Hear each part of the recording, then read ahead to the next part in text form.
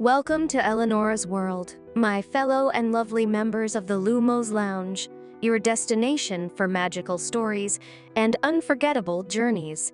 Don't forget to comment the video. And for all of you that aren't subscribed yet, please hit that subscribe button and turn on the notifications. Thank you for joining and helping to keep the magic alive. And now, sit back, relax, and enjoy the story. Chapter 13, Two Old Friends. If there was one thing Amelia Bones despised about her job as the head of the Department of Magical Law Enforcement, it was the never-ending mountain that was paperwork. After the Dark Lord had come out of hiding and his new reign of terror had begun, Fudge and the Wizengamot, those who were not Death Eaters, had pressured her to quickly sort the problem out. For Amelia, it was like being back in the past, when the Dark Lord had first begun his campaign of violence and destruction in the British Isles. Millicent Bagnold and many others had been enamored and compelled by his bewitching pitches of a society run by purebloods, but that spell had thankfully died out when Voldemort revealed his true colors as a bloodthirsty and evil tyrant, hell, bent on slaughtering every enemy he had. Bagnold had foolishly had her head in the sand for a long time before she pulled it out. By that point, it was almost too late. The only reason they'd gotten through the war, and Amelia was bitter and honest about this, was because of whatever happened at Godric's Hollow. Without Lily's sacrifice, Lord Voldemort would have won. Hands down. With the Aurore's hands tied by Dumbledore and Bagnold, Death Eater casualties were low. Fudge's time in office had been a nightmare for her department because, for reasons that beggared logic and reason, the pompous idiot listened to the lies the magical world was safe and they didn't need a demo that was fully staffed until their opinions became Fudge's own. The demo found itself a shadow of its former self. They had barely been able to hold the Death Eaters back this time around. Amelia had gotten into many screaming matches with Fudge and Dumbledore about having fresh funding and resources. Dumbledore was more than happy to help, anything to provide an edge in the fighting even if he barely did anything himself, but Fudge seemed to think if he pointed fingers at someone the problem would just disappear. Sadly, life did not work like that. But now, once more, the Potter family had sacrificed a lot of itself to end the war. Amelia sighed and pulled her monocle out of her eye and rubbed her face tiredly. In front of her were many reports showing the conditions of many of the Death Eaters. Hundreds of them were now dead.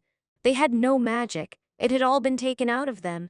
A part of her wondered if Harry Potter had done it deliberately to slap her in the face, to tell her all of you fucked up before, now you won't get the chance to make more mistakes. Or had he done it because he felt none of them could be trusted with the Death Eaters? She believed that was it. Amelia shook her head. Harry Potter. What a mess. It was just so wrong that the country had to depend on a child to save them. It was bad enough they had messed up when the boy was a baby and had lost his parents, but for them to sentence him to prison without first discovering the truth. Was it any wonder Harry wanted to leave the British magical world? Actually, on that point, why wouldn't he just leave the whole magical world for good? He knew the Muggle world. He could easily find a way to make a new life there for himself in some way. But no. There wasn't a single shred of doubt in her mind Fudge would try to use young Potter for his agenda, but she doubted it would succeed. After seeing those memories, Amelia Bones had the uneasy feeling that Harry Potter, who had seen through multiple manipulations over the years, would be prepared for new ones.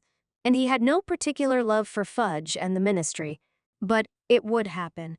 Bones had no idea how Fudge's administration was going to last, since his backers were revealed to be Death Eaters, so he'd try to cozy up to the person responsible for ending the war. Dumbledore, on the other hand, was trying to keep the boy in Britain. While she could understand his methods and reasoning, Amelia could not help but think if he was with his actual blood family, they would help heal him so he could never turn dark.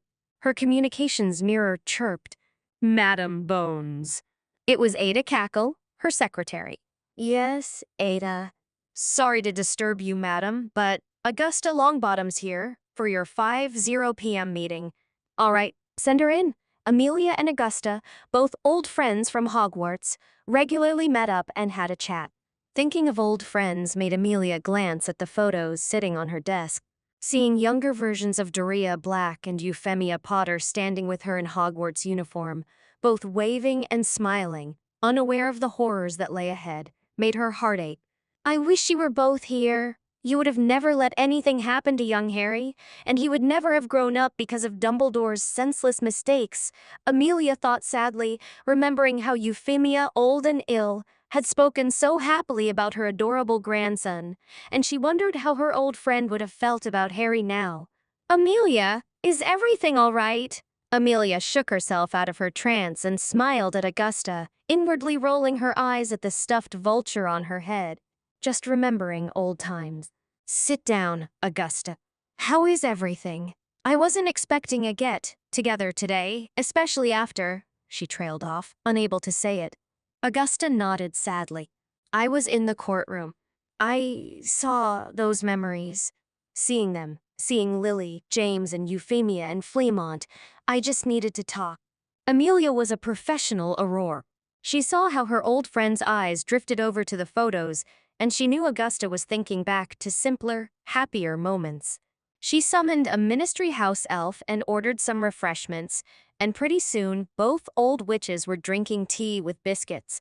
Amelia gave orders to Ada to make sure nobody came in. It was not long before Augusta, never one to mince her words, bluntly asked, "What's going to happen with Harry Potter, Amelia?" Amelia sighed. Harry Potter was all anyone could speak of today. Not that she was surprised, but the memory of those cold, dark, and burning emerald green eyes made her shiver. Nothing if I can help it, but it's a shambles. Fudge overrode all of the justice protocols to achieve more votes and publicity. Augusta growled at the reminder. I tried to stop him doing that, the little toad, but he had too much support in the Wizengamot. It's times like that I wish his father was around. He never thought Cornelius would excel after seeing for himself what a disaster he was. Amelia blinked at the news Cornelius Fudge's father gave up on him in life. She wondered what he'd make of his son now. Willfully blind, stupid, dangerously incompetent, someone who cared more for publicity than getting the job done, blaming people without proof, subjecting children to the like of Dolores Umbridge. I'm going to try to find a way to make the justice protocols hard to ignore, Augusta. That trial last year should never have happened, not in the way it did. Harry Potter was humiliated, and he was denied the truth potion. Fudge was never interested in justice, just making sure the ministry was seen doing something, Amelia grimaced. Augusta grimaced herself. How's it going with the war now, over? She asked, slightly dreamlike, not too dissimilar to Luna, her grandson's girlfriend. The girl had won her over with her quick intelligence.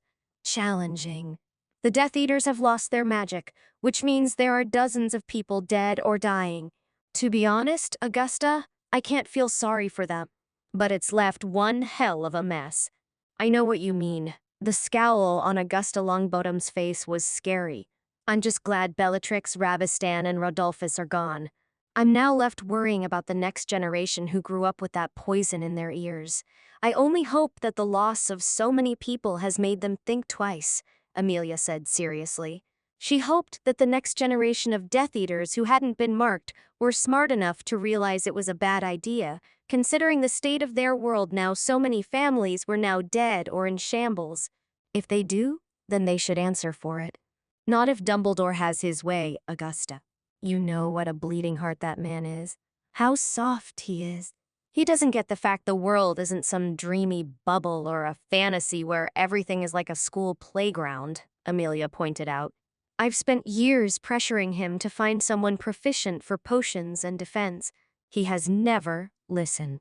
The way he kept defending Snape and his choices, she shook her head. I only hope with Snape revealed to be a Death Eater all along, he's been shaken enough to stop trusting everyone to the extent he has. I'm going to pressure the Board of Governors, Augusta promised. With some luck, I can make them put pressure on Dumbledore to find decent defense and potions teachers. This madness has gone on long enough.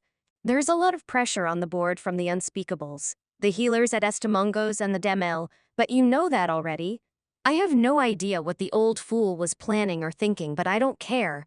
Trusting Snape was a bad idea, but I don't know what made the man so complacent and stupid, Amelia.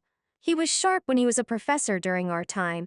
I never understood it either, Augusta, Amelia replied. I must have argued with Dumbledore 1,000 times a summer to do something about the drop in recruits. He just waved me off like a schoolgirl.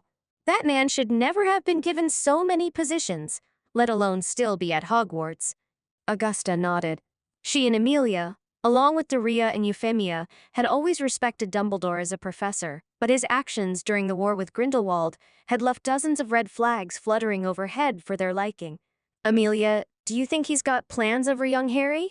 Augusta asked anxiously. Undoubtedly. I only hope there won't be plans we'll all live to regret. Dumbledore and Fudge have caused enough damage over the last couple of years, with Snape ruining potions, Dumbledore putting his plans first before everything else, and Fudge sending Umbridge of all people to Hogwarts. Amelia grimaced as she remembered Susan and Neville's stories about the blood quill and Umbridge's sick fetishes of seeing children bleed, on top of the deaths caused by you. No, the last thing we need is more damage.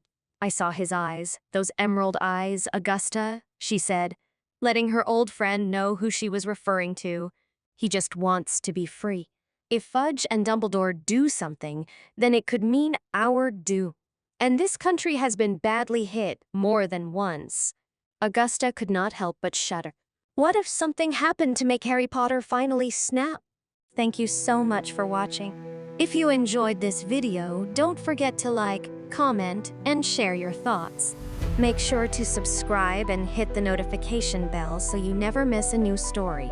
If you'd like to support the channel, check out my Amazon wishlist or consider making a donation. Every little bit helps to keep the magic alive. See you next time, and until then, take care and keep dreaming.